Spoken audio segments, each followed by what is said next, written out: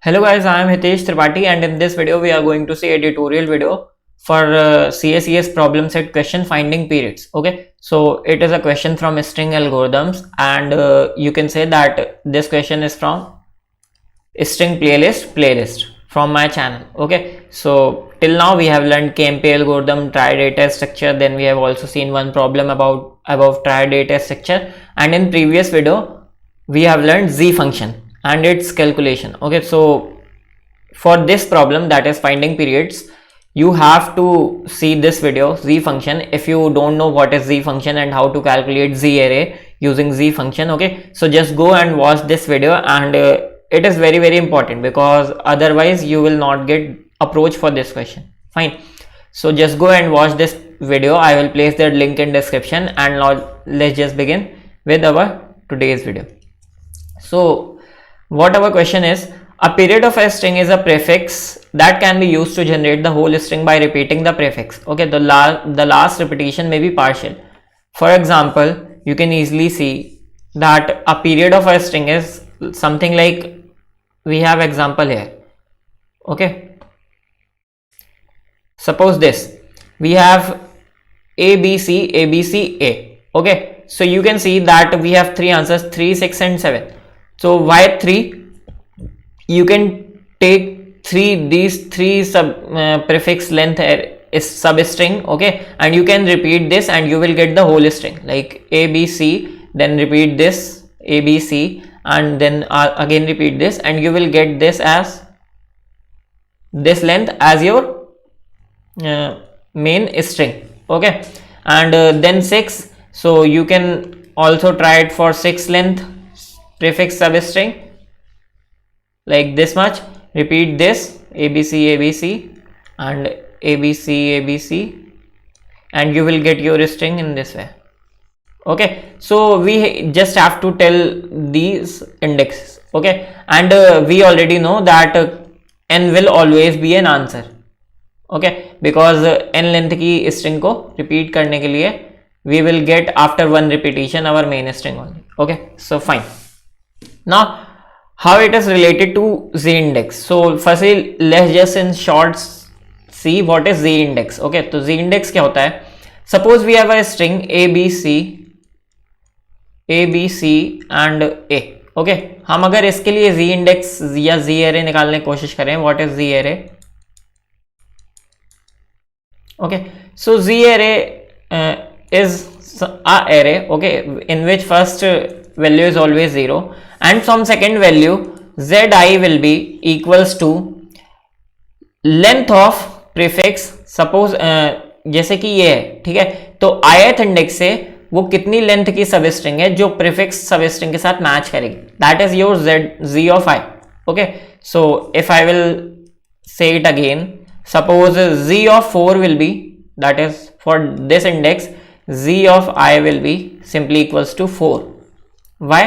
Because this 4 length substring, that is A B C A, this 4 length substring is matching with prefix substring of length 4. Okay, that's why Z of I at this index is 4. Okay, and in this way only you will calculate this whole Z array. Okay, and that's why I was saying that seeing this video from this playlist is very important, like how we calculate this Z array. Okay, so I have described in very easy way, just go and watch this video and you will get it. Now होता क्या है, अगर मैं आपको simple easy words में बोलूं कि आपको ये चीज कैसे, पीरियड्स कैसे निकाल सकते हो, तो इजी वर्ड्स में आपका इसका सॉल्यूशन जो है बहुत इजी है. ठीक है, लाइक सपोज तुमने सिंपली Z array कैलकुलेट कर ली.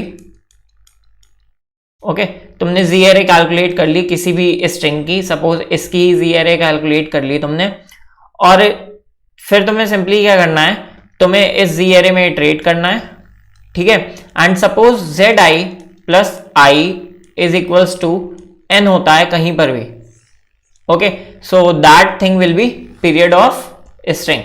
जहां पर भी Zi plus I is equals to n होता है, that thing will be period of string. Suppose मैंने अगर इस स्ट्रिंग की Z array लिखूं, ठीक है, तो वो लिख के देखते हैं. 0, B से भी 0 रहेगा, C से भी 0 रहेगा. ओके, एंड यहाँ पे आके मेरे पास 4 वैल्यू आ जाएगी. I have already told you this how we calculate Z array. Okay, यहाँ से भी 0, यहाँ से भी you say 0, and at this index we will get 1. Okay, fine. So now you can easily see that whenever we will come to this, we will get zi plus I is equals to n, that is n is equals to 7. Okay, hence we can say that this index is your period. Okay, and again when you will come to like this index, you will get that this index is also giving zi plus I is equals to 7. So you can also say that 6 is also period of this string. Okay, fine. तो अब ऐसा होता क्यों है हम ये देखते हैं. ठीक है, हमें ये तो पता चल गया कि if we want to find out period of a string, we can simply use this in our Z array and we will get all the length of substrings or length of substring, prefix substrings which are period of our string. Okay, अब ऐसा होता क्यों है, तो simply ये बताता हूं मैं. ठीक है, सपोज मैं अपने दूसरे एग्जांपल में बताता हूं. ठीक है, suppose we have this substring. ठीक, suppose we have this substring और इसके लिए मैं क्या करता हूं, सबसे पहले अपनी जी एरे एक बार प्रिंट करके आप लोगों को दिखाता हूं. ठीक है, कि इसकी जी एरे है क्या सिंपली, और बाकी सब मैं अभी कमेंट आउट कर रहा हूं इसका जो आंसर था. ठीक है, इस स्ट्रिंग की मैं अभी जी एरे प्रिंट आउट कर रहा हूं and let's just see what is Z array for this string. You can easily see that in Z array यहां पे हमें एक बार 9 मिला. ठीक है, एक बार 9, एक बार 6, एक बार 3, और सिंपली यही तीनों इंडेक्सेस हमारे पीरियड ऑफ स्ट्रिंग है. ठीक है, इन इजी वे. नाउ ऐसा हो क्यों रहा है ये देखते हैं. ABC ABC ABC ABC. Okay, for all the values which are greater than और इक्वल्स टू n/2. ठीक है, जैसे कि ये मेरी n की वैल्यू कितनी है, यहाँ पे n इज इक्वल्स टू 12 है. ओके, सो ध्यान से सुनना.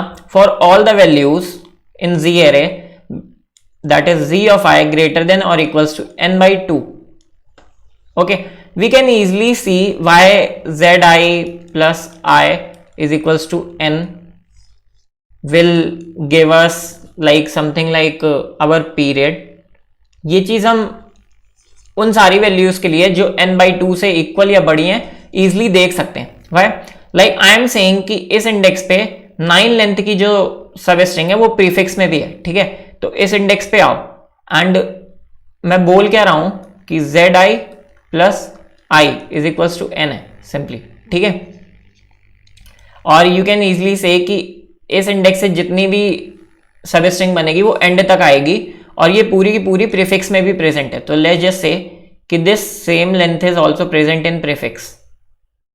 Okay, we can easily see that जो हमारी प्रीफिक्स वाली सब स्ट्रिंग है और जो जी एरे की सब स्ट्रिंग है, these two strings are overlapping for all the values of zi greater than or equals to n/2. these two values will always overlap. okay, और in the condition of overlap हम ये easily देख सकते हैं कि जो भी ये वाली स्ट्रिंग होगी, ओके, दिस स्ट्रिंग हमेशा यही स्ट्रिंग रिपीट होती जाएगी और हमारी जो परफेक्ट कंप्लीट एरे वो बन जाएगी.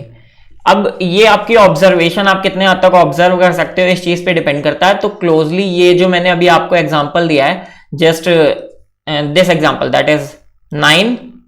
ठीक है, और ये जो चीज मैंने बनाई है इस चीज को ध्यान से देखो. ठीक है, और ये वाली चीज हर बार रिपीट होगी. ठीक है, इतनी लेंथ है ये जो खाली छूट रही है.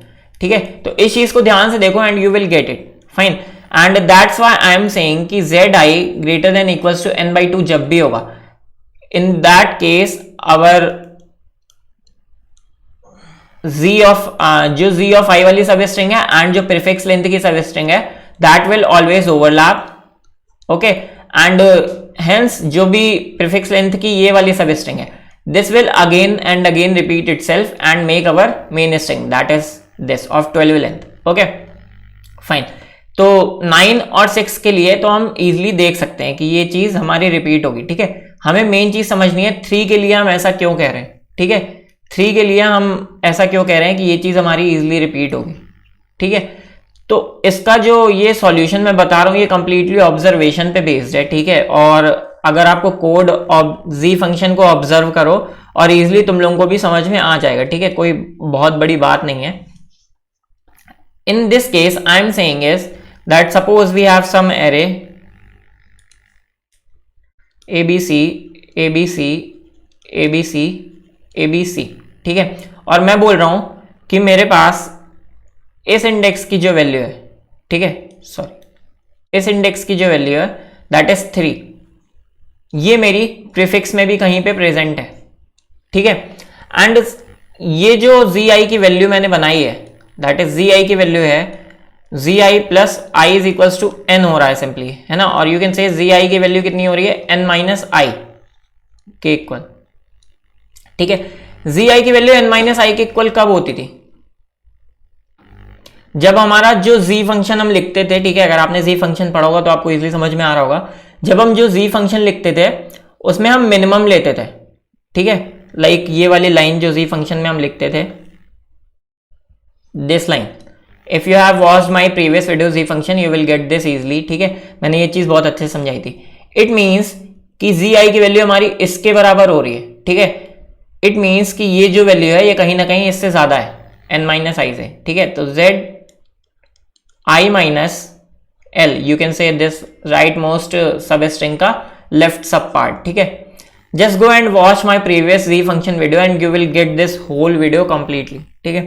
तो ये जो वैल्यू है ये कहीं ना कहीं ग्रेटर देन n, इस वैल्यू से बड़ी है, ठीक है, n माइनस आई से, इस वैल्यू से। So just come to zi minus l and that will be simply equals to 9 and you can easily see कि जो मेरी ये वाली वैल्यू है, ठीक है, वो भी मेरी प्रीवियस उन्हीं वैल्यू से अपडेट हुई है, वो मेरी प्रीवियस उन्हीं वैल्यूज से अपडेट हुई है जिसकी मैं प्रीवियसली बात कर रहा था, ठीक है। All the values that is greater than और equals to n/2, okay, that is 9 and 6। तो ये वाली जो वैल्यू है वो वाली मेरी वैल्यू इस वैल्यू से ही अपडेट होके आई है। That's why you can say that यहां पे भी जो इसके प्रीवियस 9 लेंथ की सब स्ट्रिंग होगी, ठीक है, वो वाली रिपीट करके आगे बन रही है। तो z फंक्शन का एक मेन खेल यही होता है कि z function also tells us कि सपोज यहां पे मैंने 3 मिल रही है, ठीक है, और 3 plus i is equals to n हो रहा है। दैट्स वाई मैं कह रहा हूं कि यहां के जो इसके प्रीवियस जितनी भी सब स्ट्रिंग होगी अगर मैं उसको रिपीट करूंगा तो मेरी मुझे मेन स्ट्रिंग मिल जाएगी, ओके। एंड इसके प्रीवियस जितनी भी लेंथ होगी वो होगी 9 सिंपली, ठीक है। और ये जो 3 वैल्यू है ये किससे अपडेट हो रही है, 9 से, which I have already shown you above, okay. So that's why in this way you can say that this 3 is also a valid case for repetition of a string. और मुझे समझ में आ रहा है that this can be something hard for understanding, okay, so just go and watch this z function video and you will get this complete thing easily, okay।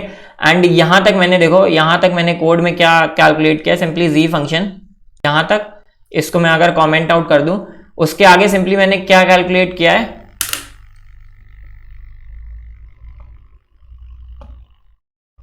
After that I have only calculated something like, मैंने simply check किया 1 से n तक में, whenever my zi plus i is equals to n, I simply printed out i as an answer, और n is my always an answer, that's why I have printed n as an answer, ठीक है। और जब भी इसका output print करोगे तो तुम्हें वो वाले प्रीफिक्स की सब स्ट्रिंग्स मिल जाएंगी जिनको तुम रिपीट करके अपनी मेन स्ट्रिंग बना सकते हो। So thank you guys for watching this video. If you still have any doubt, you can just ask me comment section. I will explain you in brief again. Thank you guys for watching.